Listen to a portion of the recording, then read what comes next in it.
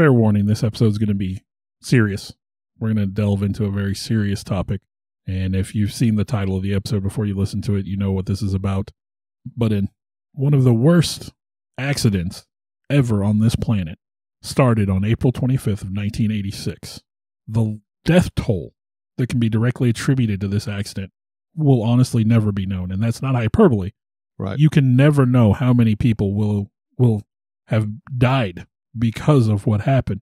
And of course, we're talking about the explosion of the number 4 reactor at the Chernobyl nuclear power plant near the city of Pripyat in what at the time was Ukrainian Soviet Socialist Republic.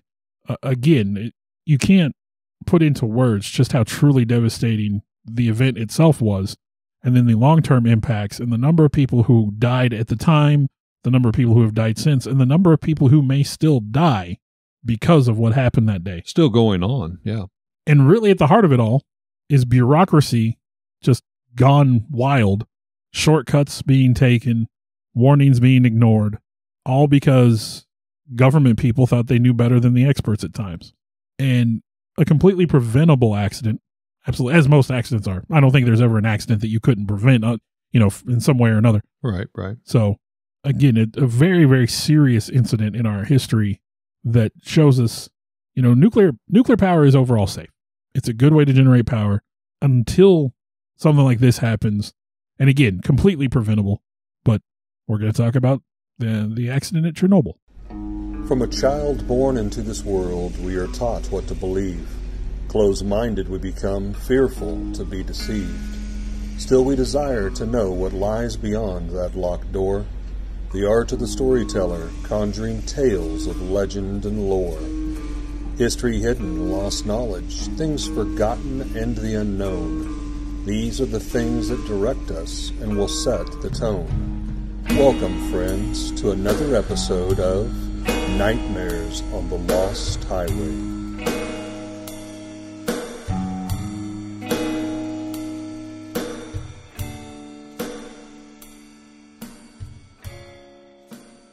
I want to start by saying, and I'm just going to say this right up front, neither one of us is a nuclear physicist. Far cry from it. I had a hard time understanding a lot of the things I read. It was over my head. I will recommend immediately, before we get into it, which I say almost the beginning of every episode, it seems like, if you have any interest in this topic beyond what we cover here, I wholeheartedly recommend the Chernobyl miniseries on HBO. I watched that. I started watching it one night before my kids went to bed. I was still watching it when they woke up in the morning. I marathoned it in one go. It was so good. I couldn't stop. My daughter has since watched it. I watched most of it again with her. It was like 8 episodes? I can't remember. I think 6 or 8. I might be wrong. But again, I have since watched most of it again a second time with my daughter. My daughter, I will say you will learn more by watching that than you're going to learn from us talking tonight. My daughter can explain the operation of a nuclear power plant in basic terms, having watched that movie, that miniseries. It is really good. And the thing is, knowing that it is real also makes it one of the most terrifying things I have ever watched. Even more scary, yeah. And then as you watch it, you get mad. Like I talked about, bureaucracy gone wild. As you watch it, you get mad because the more you get into it, the more you learn it was preventable. It didn't have to happen. It didn't have to happen the way it happened. None of what happened needed to happen. But because the government stepped in a thing they didn't understand and made decisions about things they didn't understand. And again, this was Soviet Russia. They were very secretive. They were in a race with the rest of the world. They wanted to be better than everybody. They wanted to prove that they could be better. You're talking about, Soviet era Russia. They were the bad guy in the Cold War. There was a lot of covering up. At least for Americans up. Anyway. But things like this lead you to believe they were really the bad guy. So, I want to say it's a truly devastating event that changed the world. And as Bill said, neither one of us are obviously nuclear physicists, so we're not claiming to that. But one thing we can relate to, both of us have been managers in some degree on night shift. Yes. And this incident did take place on night shift. So I'm going to kind of intertwine and throw that, and we're going to try to liven this up as much as we can. Well, one of the engineers that was involved in this, and we'll get into more of the detail later, but he had only been working independently as the operations manager for 3 months. Poor guy. When he was kind of thrown to the wolves on this one. So, Yeah, I mean, again, night shift.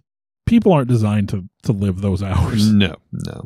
So nuclear power in layman's terms, I think that's a good place for Hillbilly Bill and Hillbilly Eric to kind of start off here. A nuclear power plant in its simplest form. Inside the plant, neutrons split uranium atoms, which in turn make more neutrons, which splits and makes more atoms, so on and so forth, quickly multiply. There's this chain reaction that occurs, which in my layman engineering terms creates a crap ton of heat. A lot of heat, yeah. Yes, a lot or a crap ton of heat. I think that's a scientific term. Now At least in Missouri. In Missouri, yes. Now that heat is then harnessed with water, the purest water, which in turn produces steam. And then that steam runs turbines. And that creates electricity. Voila, you have the power of electricity. That's the layman's terms. That's about as scientific as we're going to attempt to get tonight. But with any chain reaction is just that. It's like dominoes. Once they start falling, it is very difficult to stop or to even regulate it or harness it if something just doesn't go according to plan. The rules aren't followed. Yeah, I was going to say the rules aren't followed because, again, the events that happened went according to plan. Yes. But the rules of nuclear power weren't not followed. So needless to say, when you're playing with a scenario like this, you must always have ways to control, to bridle, to govern this exponential power force. And it is truly exponential. It just keeps building and building and building and building. Otherwise, it would just go on forever and there would be nothing left. Well, the analogy for nuclear energy has always been that mankind harnessed the power of the gods, splitting the atom. Yes. So if you've got that kind of power in your hands, you better be careful with what you do. Because if that gets out of hand, which it did in this event. It did, definitely. Then things go horribly, horribly wrong. Now, there's different ways, and we won't get into a lot of the specifics to control, to harness, to bridle that. Rods is one way, just the control rods. Rods made out of the special material that absorb the atoms, and by putting these in different lengths and pulling them out, you can kind of regulate that. So I'm not going to get into the technical stuff to bore you and to put most of our listeners to sleep. But to add insult to injury, this Chernobyl, this full power capacity plant had been shifted to absolute full power max and then shifted down to 25% capacity because we're planning to do some tests. And I'll get into more detail on this whole process as we go. We have wham, we're full power. Boom, we're pulling it back down. And realistically, that was not an issue. No. That should not have been a problem. The day that the test was supposed to have occurred, this horrific accident happened that night. And I will go into detail on that. Yes, we'll let Bill get into the details, but because of something that occurred, we're now down to 25% capacity. Well, now something else has occurred, so now we're slamming it back up to full power again. So you can see where I'm going. We're up, we're down, we're back up to full capacity, and there's a lot of stuff that goes on. And I discovered something that is called xenons. Now, it's not important what a xenon is. Much too complicated for me to try to explain or understand. But what you need to know is this. With this buildup, that affects how these rods perform. There was something like 220 rods in place to control this power buildup in Chernobyl. Night shift personnel, upon noticing at first this gradual buildup of increased power. So they do what they're supposed to do. They go in and they start to regulate, remove rods, insert rods, different lengths, different things. And from what I understand, about 206 of these, about 220 rods are totally removed because it's like it's such a delayed reaction trying to get a grip on this. But that, my friends, is how bad things go to worse. And we'll get into more of those details. As Bill had kind of alluded to, Chernobyl, it's in the Ukraine area, undoubtedly one of, if not the world's worst mankind inflicted occurrences. Chernobyl is one of only 2 nuclear energy accidents that's rated a 7. 7 is the highest rating that the International Nuclear Event Scale gives to a nuclear accident. The only other 7 ever recorded was Fukushima. Okay. And they regard Chernobyl on a scale much, much higher than Fukushima. It's just, that's the maximum for the scale. Okay. It is considered the worst nuclear accident ever.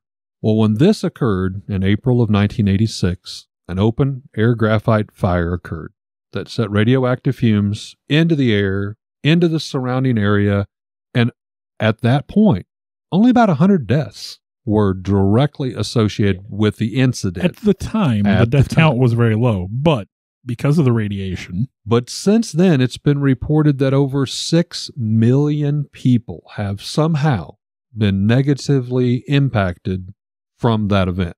Now, there were originally, and again, I'm not going to get into a lot of the details, but there were 4 employees initially sent to examine the incident firsthand, 3 of which would die within days. The one survivor lost limbs, and from what I understood, he was outside kind of holding the door while his 3 cohorts went in to personally, look at it. That's probably the only reason why he did not die. It would stand to reason that those who refused to leave that surrounding area of Chernobyl after the incident occurred, meaning those outside of what was, at least at one time, considered the safe zone, these kind of imaginary lines that was predicted, probably have suffered the most. But take all that into consideration that scientists, even today, predict it will be the year 2065 before they deem it's even remotely safe for mankind to live there and inhabit the direct area. Everything, upper respiratory, breathing issues, cancer now plagues these people and some wildlife. But it doesn't stop there. There were many of those born years after that had major deformities, not only in humans, but livestock, pets, wildlife. While not totally uncommon, the sheer increase of numbers of these deformities, these birth defects, certainly do tip the scale for those in this direct area.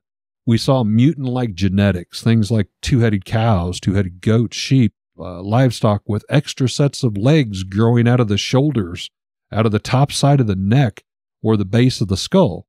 Growths, tumors, sometimes extra eyeballs, horns, or extra hooves, seemingly just randomly stuck on the body of this creature. Truly things of horrific nightmares, and more disturbing than any Hollywood movie could ever conjure up, because these things are real. Most of these anomalies, they don't live more than a few hours or days at best, but there are a very select few, such as a 2-headed calf that did live for over a year or more. Now, wildlife has also been affected. Many of the deer populations have been spotted with these gigantic cancerous growths, tumors.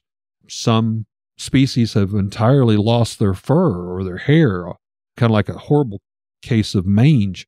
Extremely high mortality rates with newborns, especially in some of the deer population. Then above and beyond all that was the fallout of the nuclear disaster that killed vegetation and crops, making some areas infertile to this day. If you don't have food sources for wildlife or humans or whatever, then obviously that it's a domino. It's a chain event of occurrences. There's actually forest regions now kind of called the red forests. The name's derived from the red color that it seems to have kind of like dyed some of the vegetation and the trees within. But what's so really weird about these red forests, if you could stroll down through them, these trees that, now decades later, they haven't decomposed. They're lying on the ground, but they look like they just fell yesterday. So because they have so much radiation. So the devastation is horrific. The long-term impacts, may never be known. The number of people affected is uncountable. But what happened? How did we get to that point? All of the Chernobyl reactors were of a design that the Russians call the RBMK, and it is a natural uranium-fueled, water-cooled, graphite-moderated design. This is a design that American physicist Hans Bethe had called, quote, fundamentally faulty, having a built-in instability. Now, because of this instability, an RBMK reactor that loses coolant can, under the right circumstances, actually increase in reactivity instead of powering down. And this will cause it to run progressively faster and hotter rather than shut itself down like you would want it to. Chernobyl reactors were also not protected by containment structures like those required for U.S. reactors, though they were shielded with heavy concrete covers. Now, unfortunately, the accident at Chernobyl was the result of a fatal combination of ignorance and complacency, as Beth again writes, quote, "As members of a select scientific panel convened immediately after the accident, my colleagues and I established that the Chernobyl disaster tells us about the deficiencies of the Soviet political and administrative system rather than about problems with nuclear power." Now, the immediate cause of the Chernobyl accident was simply mismanagement. There was an electrical engineering experiment conducted that engineers with no knowledge of reactor physics, were supposed to be working on. But what it is again, if it catastrophically lost coolant, it could cause the reactor to run out of control.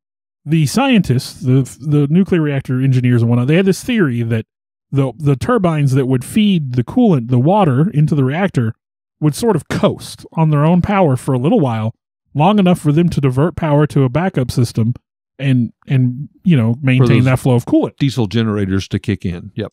Their numbers didn't quite pan out, though. The way they figured, there was a 45-second window they had where they had to get coolant flow back. If they didn't make it in that 45 seconds, they were in trouble. Those engines, those turbines, would take about 60 to 75 seconds to come back up to capacity. So, obviously, that math don't add up. Yeah. They wanted to make sure of that, though. They thought they might be able to close that window, and so to do that, they needed to conduct an experiment. The number 4 reactor was going to be that experiment on the 25th of April. This test had previously been conducted, unfortunately unsuccessfully. The initial test was conducted in 1982, and it indicated that the voltage of the turbine generator was not enough, so they modified the electrical systems. They conducted a second test in 84, which was again unsuccessful, and in 85, a third test was conducted, but this time they got no usable results due to a problem with the recording equipment. So to execute the test, they were going to need to bring down the power output to about 2.5% overall. And so on April 25th at 1:06 a.m., they started this as intended. They started to gradually reduce the power, with them reaching the power levels they needed to initiate the test by 2:15 p.m. This was a gradual process. They didn't just shut her down or anything. Now, with these failed tests that occurred in 1982, 84, and 85, leading up to this, we'll say, modern day test where it's about to all go bad, people start asking questions. Information starts leaking. Rumors start spreading. People that work here is like, is it really safe where you work there? Did you hear that we failed again? To Bill's earlier point, good old politics, the government steps in. And Moscow had actually went on, they had a news briefing, and basically they're addressing the Russians, the Ukrainians, this area, that there's nothing to fear. Carry on. Everything is going accordingly to plan. They're trying to get ahead of the problem, but they're not acknowledging the real problem and how serious that it is. Well, to be fair, the bureaucrats probably didn't understand. Yeah. And again, they weren't listening to the people who did. They didn't have the understanding, the knowledge to understand. They're reporting back, again, test number 3, things didn't go according to schedule. That's unacceptable. We must move on. Yeah. So like you said, they gradually reduce the power. The plan is to start this test at 2:15. Everything's going as expected, which also included disabling the emergency core cooling system. Now, unfortunately, another regional power station unexpectedly went offline, and about 2:00 p.m., the Kiev electrical grid controller requests that any further reduction of Chernobyl's output be postponed, as power was needed for the peak evening demand. And so, of course, they did as they were told. That's how bureaucracy works. Ramp it back up. Well, they don't drop it down anymore. They don't ramp it up, but they don't decrease it any further.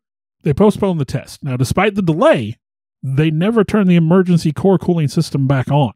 Now, ultimately, that particular system would have no influence on what happened.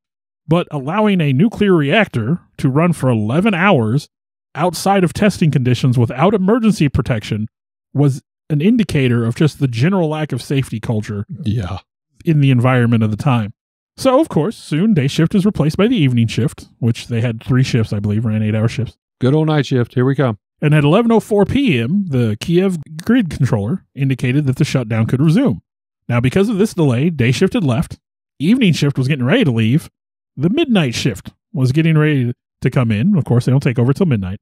But at this point in time, they would already be well into the test. So these guys are kind of coming in the middle of this project, which, we make the joke about working night shift. How often have you come in the middle of a fire, basically? Yes. Because of all the expertise that's on day shift, this was supposed to be done, but we had problems. We had problems, so now it's your problem. And now it's overlapping, so you guys clean this up. Man, I probably shouldn't say anything, but, I was very vocal when things like that happened. Oh, yeah. So, not expecting to be part of this experiment, the night shift had limited time to get ready and carry out this test. When the experiments finally got started, everybody felt pressured to make up for lost time.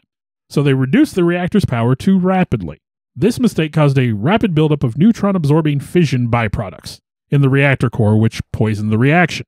To compensate, the operators withdrew a majority of the reactor's control rods, but even with the control rods withdrawn, they were unable to increase the power level. They're trying to get those levels back up, but they were unable to get above 30 megawatts, a low level of operation at which the reactor's instability potential is at its worst, and that even the Chernobyl plant's safety rules forbid. Like, you will never run the core this low. At that point, according to Russian nuclear engineer Grigory Medvedev, quote, there were two options: increasing the power immediately or waiting 24 hours for the poisons to dissipate. Deputy Chief Engineer Dyatlov should have waited, but he had an experiment to conduct and he was unwilling to stop. He ordered an immediate increase in the power of the reactor. I would like to take a moment to note, Dyatlov is the one who wrote the protocols too, so he needed to prove himself, I think. I'm thinking Dyatlov's pass here. Well, yeah, I mean, but yeah, Dyatlov supposedly helped to write the protocols for the test, so I think maybe in his own mind he couldn't stop the test. That would make him look bad in the eyes of the people that made decisions about his career. That would be horrible. Somebody to think bad about you in your career. Well, Dyatlov ordered the test to continue. Reluctantly, and unfortunately, the operators complied. By 1 a.m. on April 26, they stabilized the reactor at 200 megawatts, and preparations for the experiment continued. However, the reactor was still poisoned. Poison is not a good thing, no matter what context you talk about. Mm-mm. And the reactor became increasingly difficult to control. The output was much lower than the prescribed 700 megawatts, so more control rods came out. A minimum reserve for an RBMK reactor is supposed to be 30 control rods. That's the least amount you're supposed to have. At the end, the number 4 unit was down to only 6, with 205 withdrawn. Now, the experimenters allowed this dangerous condition to develop, even though they had deliberately bypassed and disconnected every important safety system, including the emergency core cooling system. They had also disconnected every backup electrical system, down to and including the diesel generators. They had shut off everything to test whether any of those things were actually going to help. The idea was, again, those diesel generators would be able to just kind of coast for a few seconds. Everything that was shut down that would have allowed them to operate the reactor controls in the event of an emergency. At 1:23 in the morning, the engineers proceeded with their experiment by shutting down the turbine generator. That reduced the electrical supply to the reactor's water pumps, which in turn reduced the flow of cooling water through the reactor. So now we start to have this overheating condition as well. Bad. Very bad. In the coolant channels within the graphite uranium fuel core, the water began to boil. What does water do when it boils? It turns to steam. Steam. Heat. You can't contain steam. Steam expands. It wants to escape. That's why your tea kettle whistles. Nuclear reactors are sealed. They're not allowing anything out. Like a sealed can that you just shake carbonation until it blows. The graphite, of course, facilitates the fission chain reaction. I think you touched a little bit earlier. Mm-hmm. In a graphite reactor by slowing neutrons. Coolant water in such a reactor absorbs neutrons, thus acting as a poison. When the coolant water in the number 4 Chernobyl unit began turning to steam, that change of phase reduced its density and made it less effective at absorbing those neutrons. So now you are no longer containing the reaction like you should. Too little, too late. Yeah. With more neutrons becoming available and few control rods inserted to absorb them, the chain reaction accelerated, and the power level in the reactor began to rise. The operators noticed the power surge and realized they needed to reduce reactivity quickly by inserting more control rods. That's how you control it. Following the textbook. At 1:23 and 40 seconds a.m., they hit the red button of the emergency power reduction system, initiating motors that began driving all 205 control rods into the coolant, as well as the emergency protection rods. Now, again, setting the picture, going back to our night shift expertise, because that is something we do know about. We have some expertise here. It's not that these people are idiots. They just aren't trained. This is not the normal. This is tests. This is people who have intentionally shut down backup procedures for guards. And these poor people that are trained aren't trained with this expertise. So they're doing the best they can. But nothing's working like it's supposed to. That operations guy had only been on the job 3 months. Yeah. So he didn't know what to do. Now, as these control rods began to feed into the reactor once again, it's important to note that the rods had a design flaw that would now prove deadly. The tips were made of graphite. The graphite tips are attached to a hollow segment that's about 3.3 feet long, which is attached in turn to a 5-meter-long absorbent segment. When the 205 control rods began driving into the number 4 reactor, remember they're going into the water, the graphite tip goes in first. Rather than reduce the reaction, the graphite tips actually increase it. That's what happened. The control rods displaced water from the channels as well, which increased the reactivity further. There's less water to control the reaction. So a power spike occurs, and the core starts to overheat, which caused some of the fuel rods to break, with some speculating that this also caused the blockage of the columns with the broken control rods getting jammed in place.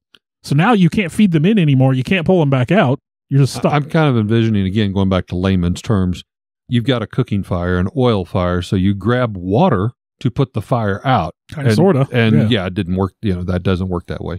The bad part is again, you want to talk about bureaucracy. This behavior of the control rods causing a power spike was observed in another RBMK reactor in 1983. The Ignalina nuclear power plant saw just such a power spike one time when they were driving their control rods in. They were under controlled circumstances when it happened, so they were able to get it back under control, though. There was no countermeasures developed after that. They never changed it. Fuse is lit. So in the reactor, within 3 seconds, the output rose from about 200 megawatts to over 530 megawatts. So it's increasing dramatically. Well over double. The power spike would have caused an increase in fuel temperature and thus a rapid increase in pressure, steam pressure. You're increasing the fuel, you're increasing the heat of the water, again, the we water's talked about evaporating. Steam. What do you do to contain steam? So as the emergency shutdown continued, the reactor output jumped to around 30,000 megawatts. Wow. This is 10 times the normal operational output as indicated by the final recorded reading. And that's important. The final reading, recorded reading. Some estimates say that the power spike may have gone as much as 10 times higher than that. So again, broke the gauge. You're supposed to be at 3,000? They went to 30 and it may have gone to 300. So finally, with all the water almost instantly turning to steam, that steam's got to go somewhere. Yep. The reactor exploded due to the pressure, destroying the reactor casing and tearing off and blasting the upper plate, which is called the upper biological shield, through the roof of the building. Now, this upper plate is also attached to the entire reactor assembly, so that all goes through the roof of the building. This explosion ruptured additional reactor components, as well as severing most of the coolant lines, feeding even more water into the reactor chamber. The dominoes are falling. This water immediately turns to steam and escapes the core, further increasing the reactor's thermal power, and another more powerful explosion occurred 2 or 3 seconds after the first. It's a good thing the Soviets had put on the news broadcast just like 48 hours before. Nothing to fear. Move along. Business as usual. There's like a 1 in 3 million chance of any type of small incident occurring. So, of course, the explosion dispersed the damaged core and ended the nuclear chain reaction, but it also damaged more of the reactor containment vessel, as well as ejecting hot lumps of graphite. This graphite, as well as other parts of the reactor, caught fire upon exposure to air, which contributed to the spread of radioactive fallout. The explosion is estimated to have been the power of 225 tons of TNT. Now, after the larger explosion, several employees of the power station went outside to get a better look to just see how much damage had happened. They know they're in a bad situation now. Just how bad is it? One survivor, Alexander Yevchenko, said that once he stepped out and looked up towards the reactor hall, he saw a very beautiful laser-like beam of blue light caused by the ionized air glow. Now, my understanding, and I've done some reading, that's what they call the blue flash when you're dealing with radioactive material. If you are caught in the blue flash, which these guys saw it, they didn't get caught in it. If you are in that beam, it's not shining on them. If you were in that light, you're dead. There is nothing on this planet that will save you from dying. Radiation exposure at that level essentially just destroys your DNA. Your body no longer, your cells don't know to replicate anymore. It's almost like a giant laser beam. Yeah. Just your cells don't know how to replicate anymore. They just stop. And what my understanding is, you immediately are made violently ill. You have to throw up. Your body purges itself. You're sick for about 24 hours, give or take, and then you suddenly start to feel better. And then your body just simply rots while you're still alive. So, it's lucky for these guys they weren't closer. So, contrary to safety regulations, the roof of the reactor building and the turbine hall were made of combustible materials. Go figure. And of course, the ejected material from the reactor set fire to the roof on the adjacent reactor number 3, which was still running. It's raining fiery meteors. So, of course, it makes it important that you get these fires put out. You got to protect the cooling systems of reactor number 3 because you can't have it exploding as well. So, shortly after the explosions, firefighters arrived on the scene to do their job. They were not told how dangerously radioactive the smoke and the debris were. From what I saw, they didn't even have like any type of a containment outfit at all. They were just in regular fire gear. Poor saps. Yeah, they at the time, it was said they may not have known that it was anything more than a regular fire. Quote, "We didn't know it was the reactor. No one had told us." Grigory Khmel, the driver of one of the fire engines, later described what happened. Quote, "We arrived there at 10 or 15 minutes to 2 in the morning. We saw graphite scattered about. Misha asked, 'Is that graphite?' I kicked it away, but one of the fighters on the other truck picked it up. 'It's hot,' he said. The pieces of graphite were of different sizes, some big, some small enough to pick them up. We didn't know much about radiation. Even those who worked there had no idea. There was no water left in the trucks. Misha filled a cistern, and we aimed the water at the top. Then those boys who died went up to the roof. Vashchik, Kolya, and the others, Volodya Pravik, they went up the ladder, and I never saw them again. Those guys went in the belly of the beast, basically." Yeah.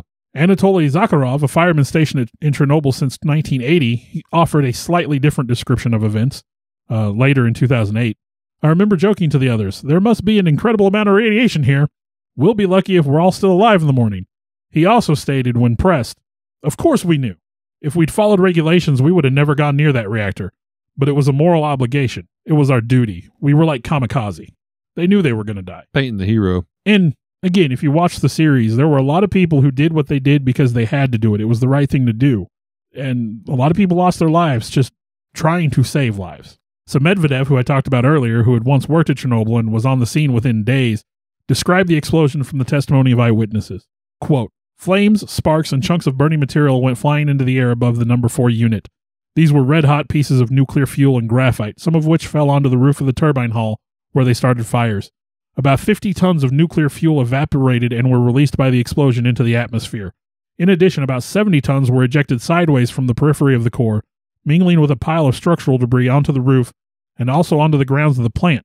Some 50 tons of nuclear fuel and 800 tons of reactor graphite remained in the reactor vault, where it formed a pit reminiscent of a volcanic crater.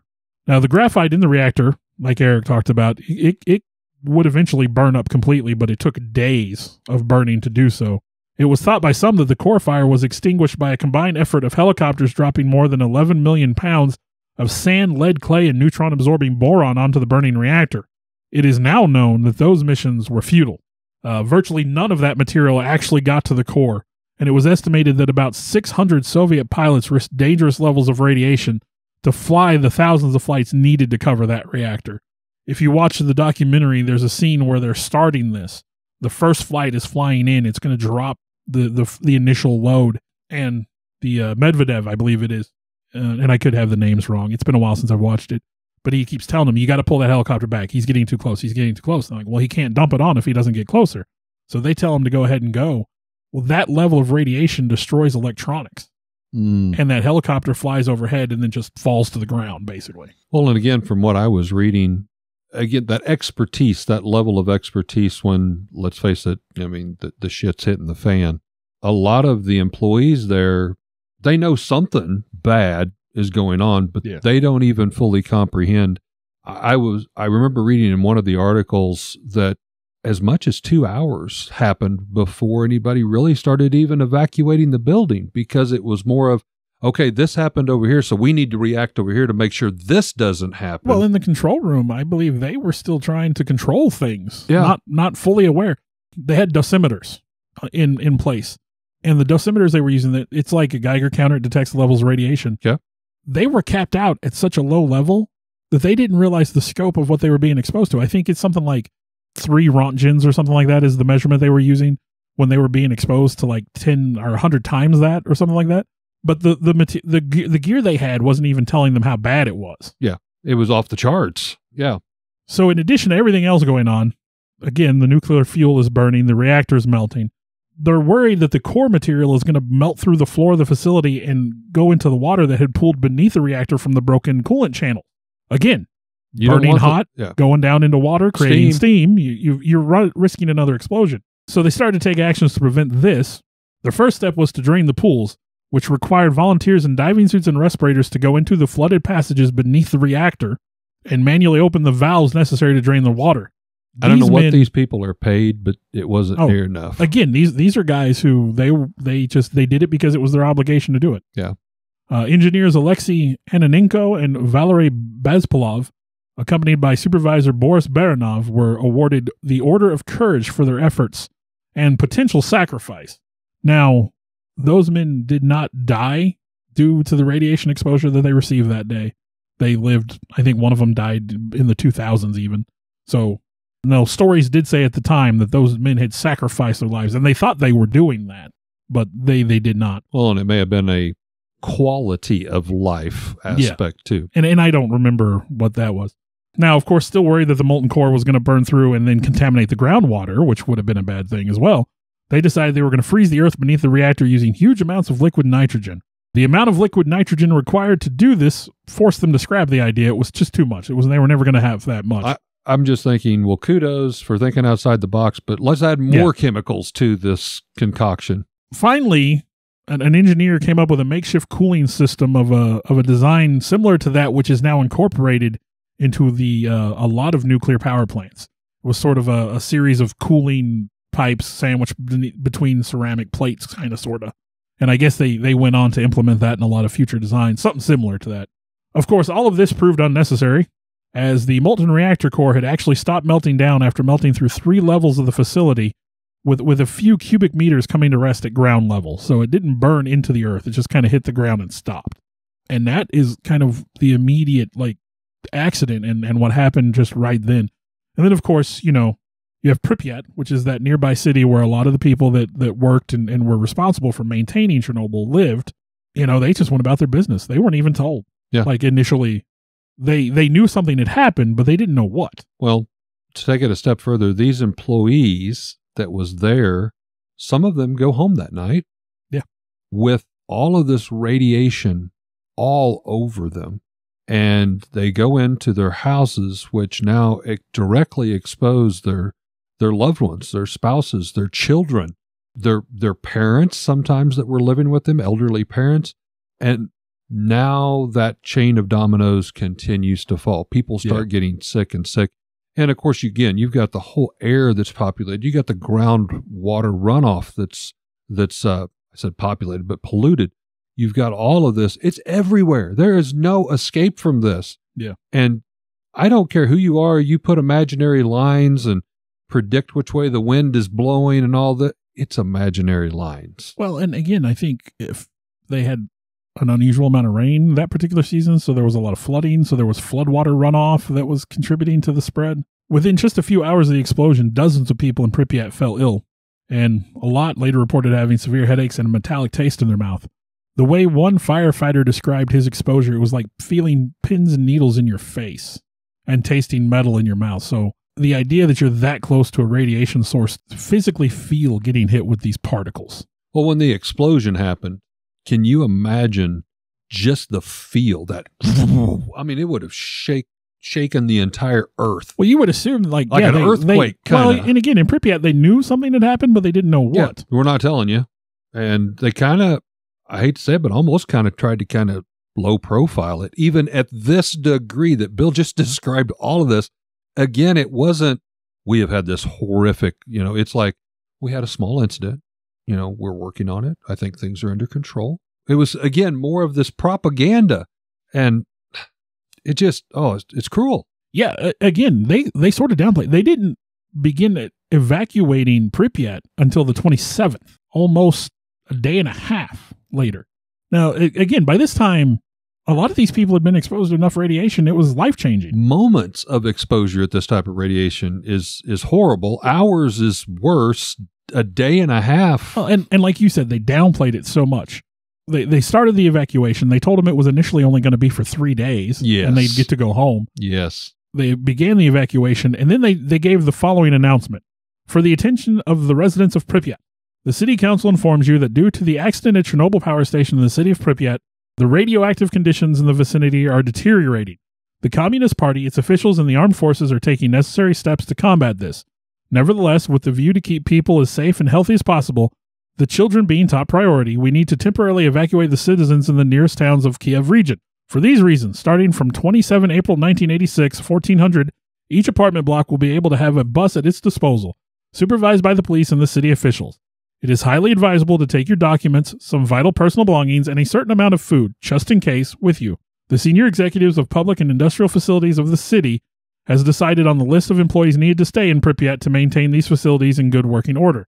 All the houses will be guarded by the police during the evacuation period. Comrades, leaving your residences temporarily, please make sure you have turned off the lights, electrical equipment, and water and shut the windows. Please keep calm and orderly in the process of this short-term evacuation. Yeah, you had said 3 days. I had actually read online, it varies, but a lot of them were told, it's just for a day or two, 24, 48 hours. Yeah, it was temporary. Just take what you absolutely have to, maybe pack a change of clothes or two. Everybody's going to come back. It's going to be okay. Life will go on, Yeah, and that's when they established the Chernobyl nuclear power plant exclusion zone, which is still uninhabitable to this day. Of course, shape and size has changed over the years, but it's basically, 19-mile area around the plant that is no longer habitable. And if you've ever seen pictures of Pripyat, it's a solemn place. Yeah, it's a ghost town. The government of the Soviet Union wasn't even going to acknowledge anything had happened, as a matter of fact. They had not made any public announcements until, on the morning of April 28th, radiation alarms were set off at the Forsmark nuclear power plant in Sweden, over 620 miles away. I was going to say, that's probably slightly outside the safe boundary. Well, and what was alarming is that employees leaving the nuclear power plant weren't testing positive. It was the people coming to work. So they knew something had happened, and they didn't know what. And it wasn't at our plant. They're bringing it in. So the workers reported this to the Swedish Radiation Safety Authority, who determined that the radiation had to come from somewhere else. And so they called the Soviet government and said, hey, have you had a nuclear accident? The Soviets said, no, we've had no accident. And so then the Swedish government said, all right, well, we're going to file an official alert with the International Atomic Energy Agency because we think you have. And so at that point, the Soviet government goes, okay. No, we might have. Some of them might have happened at Chernobyl. Oh my gosh. It's like the kid. Have you been eating cookies? And they got chocolate all over their face. And they're Yeah, it's all 100% obvious something's gone on. But but like with anything, there seems to always be two sides to a coin flip. On the reverse side, scientists have found almost what I would call miraculous transformations in some species, including, but not limited to the two I'm going to really talk about, and that's wild dogs and giant catfish that are literally at ground zero in Chernobyl. So this is the life after Chernobyl. Even, then the citizens by the thousands were told this is a temporary evacuation, not fully understanding the situation possibly, but, most likely for a day, 2, 3 days, and the citizens would return home. So they were told grab only the bare bones necessities for, a couple nights, and that, absolutely you'll be returning back to your homes and you can get the rest of your belongings. So people literally left there with maybe one change of clothes and a small suitcase, feeding their pets for what they believed might be, 3 or 4 days. Then they planned on returning back home, maybe even by the next evening. But as we all now know, that never happened. Pets, especially dogs, were left behind for this reason. Now, as Bill had said, they had brought in buses to try to transport out, and in priority, the children first, and then the women, and then the men. Pets were one of the things that were not allowed. We have the room on the buses for the humans, for the people, because you guys are going to come back home. Just make sure you put a little extra food and water out. But when this occurred, these poor pets, I'm sorry, these dogs are probably thinking, where are my people going? And then days turn into weeks and to months. To be fair, for most of those dogs, days did not turn into weeks or months. They didn't make it. The government brought in exterminators, brought in soldiers, and the soldiers hunted the pets them, so they wouldn't escape the exclusion zone. I did not know that. They ended up killing a lot of the pets. Now, they didn't get them all, of course, but they killed a lot of them. Well, the point is, many dogs were left to fend for themselves. And obviously, try to escape being hunted down, it sounds like. But like the favorite line out of Jurassic Park, life will find a way. It surely did. Dogs are intelligent creatures, and while simply some did not make it, others did. They escaped the confines of their apartments, duplexes, homes, to seek out food and each other, and kind of surveyed the damage of the area. Now, these dogs became wild feral dogs. They still had the memories of implants of the humans. And when people started coming back, full-blown suits, just seeing how bad the damage was, these dogs came running down the street, sometimes like a decade after the occurrence. Some of them never probably seen a human, or maybe the humans that were trying to kill them. Some of these scientists, they're showing videos. These dogs are running down the streets towards them. It's like, oh my gosh, a human. And they're they're rolling around on their back, wanting their belly scratched. Some of these dogs were born after Chernobyl, but still they had that implant of humans. These wild feral dogs somehow not only survive, but thrive. They didn't have growth. They didn't have the loss of hair. Now, obviously, some did, but I'm talking about this group in particular that scientists had to scratch their heads and ask how, why would these feral dogs be able to survive literally here at ground zero? Not only are they breathing in the radiation, they're exposed to the radiation, they're eating things that they find that has been killed by the radiation, but yet they seem quite healthy. Thick fur coats, seemingly to be able to reproduce in a normal, healthy manner. Even digesting, like I said, food that was found contaminated with extreme high rates of radiation. It didn't make sense. And scientists still are not in agreement yet, but they begin to study these dogs. How in the world could this occur? And this wasn't the only example. Another example of what was called the lake. Now, this was the necessity of the nuclear facility. These were the cooling water pools to help regulate the temperatures within the nuclear plant, or so it was designed to. But when that disaster occurred, as you can expect, radiation went not only airborne, but equally into the groundwater, drained into the dark depths of these man-made lakes. And this would be something like, seriously, right out of Tim Burton's film of Batman with the vats of toxic chemicals that the Joker fell into, hideously transforming anything that might survive. But we dial it up more than a bit by saying the water, this now chemical bath, was constantly repolluted day after day after day for decades. Heck, even the clouds would rain down almost acid rain in some of these, direct areas, the surrounding areas, setting the stage for this like sci-fi post-apocalyptic Mad Max meets Fallout scenario. Yet in the deep, dark, murky waters of the lake, as it's called, these cooling waters were fish, catfish in particular.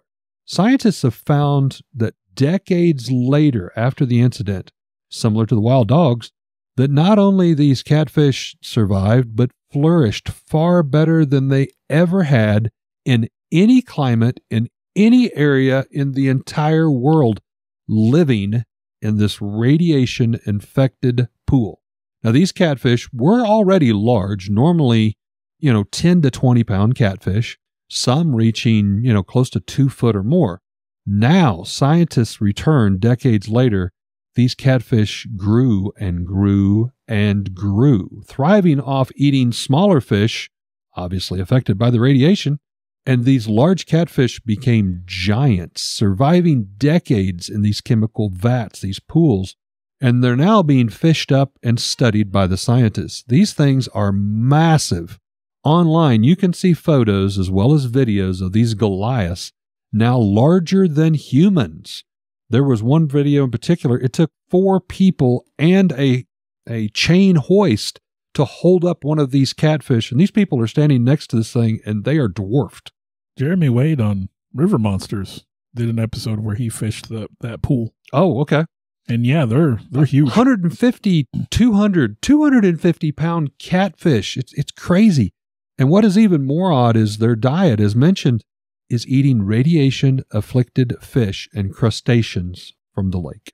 There is another, more cryptid version of Chernobyl. a Mothman-esque figure, if I remember from the stuff I saw. Yes. And I believe they just identify it as the black bird or giant black bird. Very similar to the Mothman. We may have even talked about it when we did the Mothman episode. I think we did.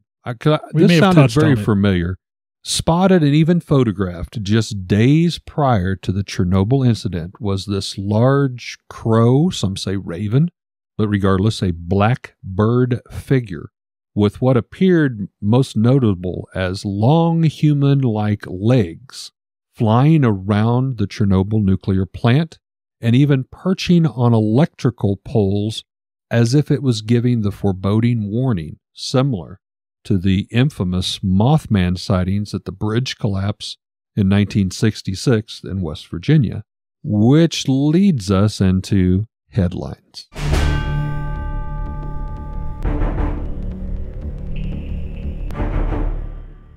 My headline is something that everyone has probably heard of. A very recent event. Yeah, I've seen it.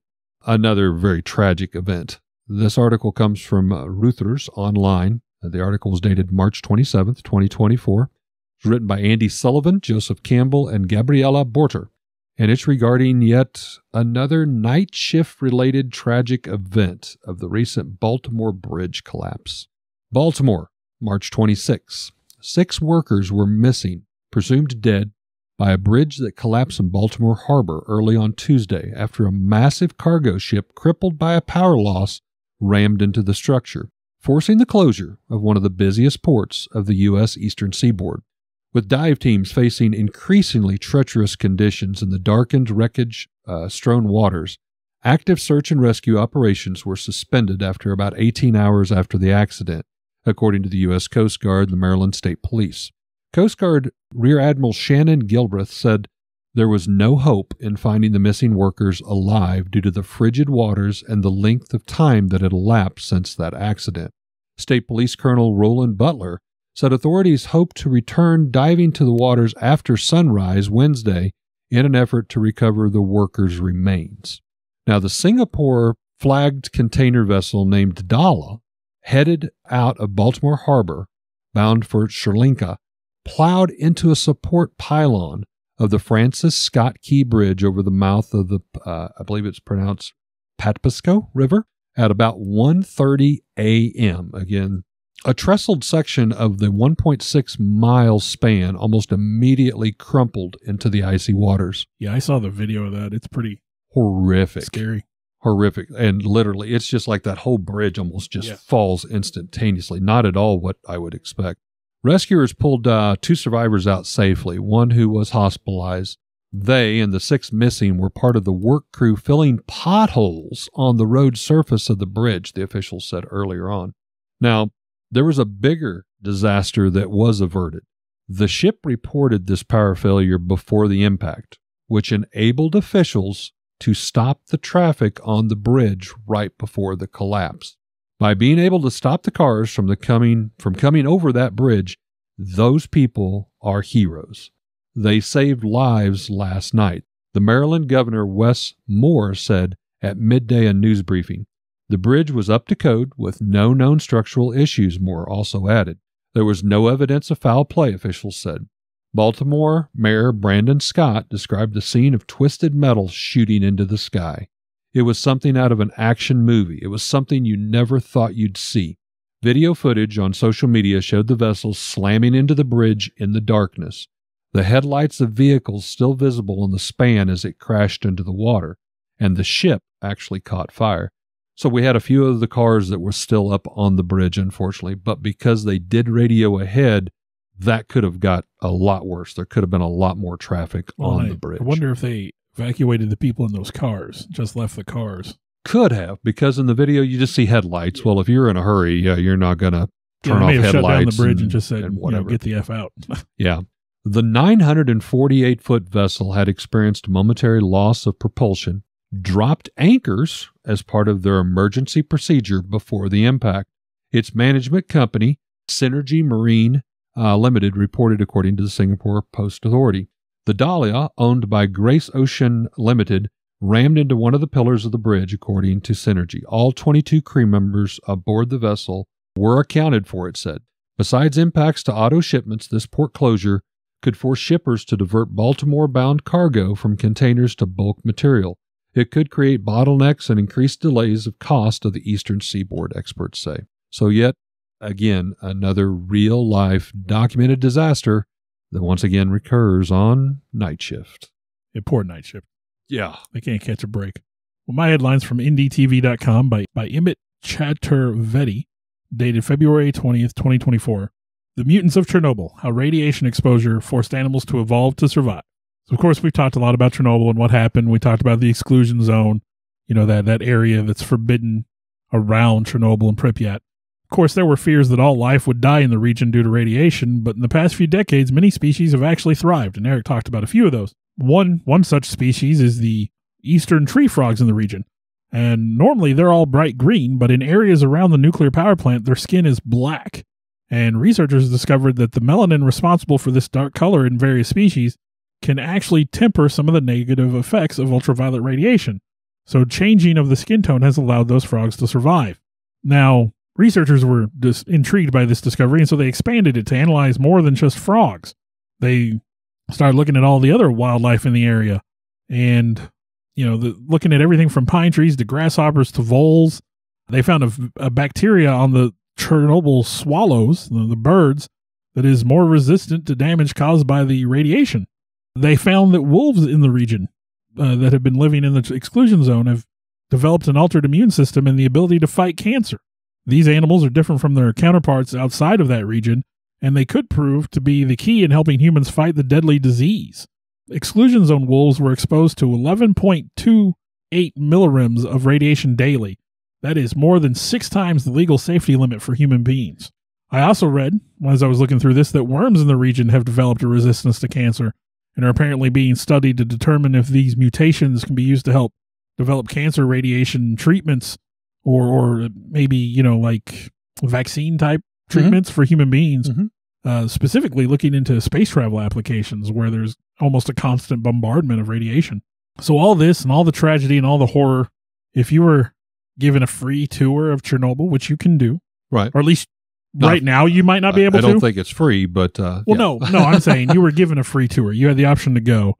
Now, of course, right now I don't think you can do it due to the Ukraine-Russia thing. Right. But if, in peacetime, if you had the ability, it is possible to tour Chernobyl, assuming that you follow the rules and you don't stay too long. Would you want to go? I would not. I think I would entertain the idea. One, it's supposed to be incredibly creepy, even before you factor in the fact that it's also supposed to be incredibly haunted. Right. One story I read was somebody standing outside of the Reactor 4 building heard screams coming from inside the building. You can't go into Reactor 4. That's deadly. Right. It's still deadly. Right.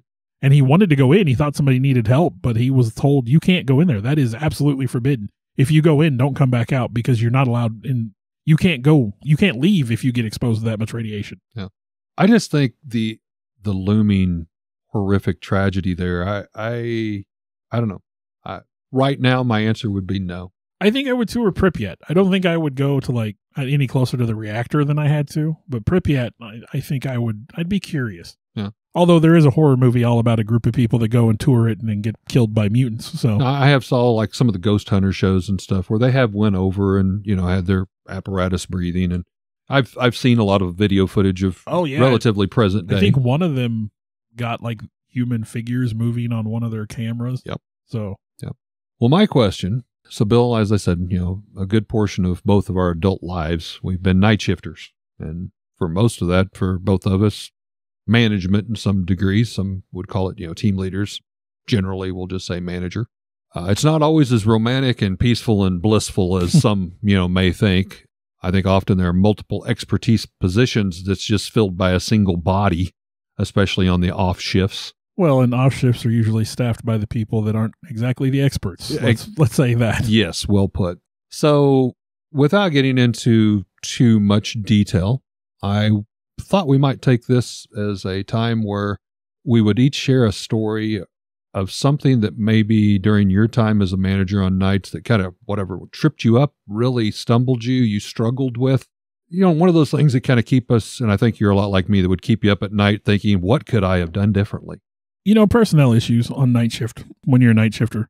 come up quite a bit, and you don't have an HR there. And sometimes you may not even have your immediate manager, like if he's on vacation or something. Mm-hmm. And I would often find myself in the role of filling in for him. So there were definitely situations where I was called in to maybe deal with a situation that I was completely like kind of in the dark about, unequipped, not ready for. Again, you know, you're not going to get into specifics, but I do remember one incident where a team member had to go for a hearing test, and said team member apparently displayed a different emotion every time they sat in a new chair, which they couldn't find a chair they liked, and so was moving chair to chair and might be crying in this chair and then laughing hysterically in that chair and then, you know, angry as all get out in the next chair. And I mean, my immediate assumption was that this person was on drugs, had come to work under the influence, and I was covering for the shift manager, so I was the highest ranking person in the building, technically. Congratulations, Tag, you're it. And so, yeah, I mean, and not to say that I didn't handle it the way it should have been handled, but when you're first confronted with that scenario, you're immediately like, you're just not prepared. Man, I wish my boss was here. Yeah, you're just not prepared for that. Now, technical stuff, there was definitely a time or two where I probably was making decisions I shouldn't have been making. I think we've all been there. I was the only one there, and I had to make that call. I sent people home. And hey, this line's down and it's not going to get back running. You guys need to go home. And then 30 minutes later. And in all fairness, I know with my background, and I would say yours would probably be the same, people don't always answer the phone at midnight, 1, 2, 3 a.m. in the morning that you're supposed to call if something and that's a problem like that too. happens. Yeah, like they're told like, oh, if you get a phone call, you need to answer, but they don't answer. Yeah. I actually heard a story about a facility where there was an incident on evening shift, and the people they were supposed to call, they didn't call. Well, there was a chain. You call this guy. If you don't get an answer from him, you call this guy. You don't get an answer from him, you call this guy. Mm-hmm. You don't get an answer from him, you call this guy. The owner of the company got a phone call that night. Oof. And you better believe... Went through like 8 people, sir. I'm sorry to have to be calling you. You better believe there were some meetings the next day. You were the only one that answered the phone. Yeah. I would have hated to have been the guy who made that call. Yeah. For me, and I think I've even shared part of this story, I believe, in the past. At least I know I have privately with you. The one that really comes to me that definitely hit me the hardest emotionally, mentally, and physically. I was still pretty new to management, maybe only my second year of being a manager on nights. And in particular, it wasn't even regular night shift. I will say it was a weekend night shift, which is even more obscure of night shift. We, again, didn't have a human resource department. Our bosses didn't exist on night shift. They would stay for the start of shift, maybe 30 minutes. And on Saturdays and Sundays, we just didn't even see them. But like on a Friday, they would be there. I had a team member come to me that was alarmed over the way another team member had returned from break, saying that they were upset, almost violent in some manners. So obviously, I wanted to go check into this. And I knew this person quite well. They had worked for me for probably close to that whole 2 years. And for the most part, they were an upbeat, happy person. I will say it was a guy. He was a big guy. So the concern was, I don't want him hurting himself, but I don't want him to hurt anybody else, either. So long story short, apparently at last break, he had called home and his wife admitted that she had been cheating with his best friend, whom he had just moved into the house weeks before because they were down on their luck. You talk about a bad deal. Again, I'm not really equipped to handle this. I'm a manager. Well, like you said, processes and people, but just stepped into the role and I mean, limited experience. It was pretty scary. There was one other manager in the entire building who our 2 departments were close together. We worked close together.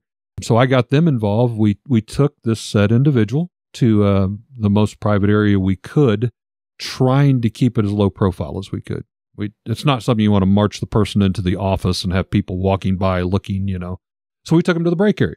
Nobody else was in the break area, and we talked and just heard him out. We ended up bought a soda and just listened to him. He didn't seem as violent as what the employee had put, but obviously he had some anger, and he did make some statements like, boy, as soon as I get out of here, I'm going to go home and I'm going to, beepity beep, beep, beep that friend of mine, my ex-friend. And, it's like, well, we kept calming him down. But on the other hand, this was about 3 a.m. We had until 5 a.m. So we had other duties to keep the shop running. Obviously, this was a priority. So we kind of we had to tag team. You know, this other manager was like, I'm going to go check on things. I'll be back. Okay. So we would do that. And then I'd come back and it's like, okay, I've got this. You go check on your department, you know, kind of deal. There wasn't enough to go around. We fast forward. We come to the conclusion, the two managers, myself and the other, we kind of had a chance to talk very briefly before we approached, what are we doing? What is the right answer here? The person wanted to leave. We decided we were able to talk them into staying to the end of the shift. It would have ended 5 a.m. Sunday. Monday morning, it would be like 8 or 9 o'clock before anybody from HR or our bosses would show up. You can't expect the person to stay there for an extra, countless hours. So we decided, with the best decision-making skills we could, they had seemed to kind of tone down.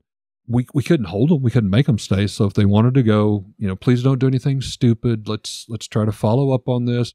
We give them cards for HR. We had some professional help that was offered through HR. We give them that information. And we left there. We went back to our offices, finished up the stuff. We ended up staying an hour or 2 hours later ourselves, just trying to play catch up. I remember it was very quiet. We didn't talk. By the time we finally leave, we just like, well, thanks for being here. Thanks for having my back. Thanks for having your back. And we left, and already we're like, what could we have done differently? We got home, just both of us had just got to sleep, and sure enough, the phone rang.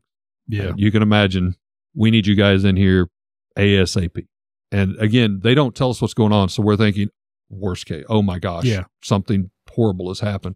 So we address, we both get there within about 5 minutes. We're called up to HR. Managers are there. HR is there. And they're asking us, our take, what happened? And we go through the details. And one particular manager was like, this should have never happened. And we're thinking, okay, they've got our back. You guys screwed up. You should have never allowed this person to leave.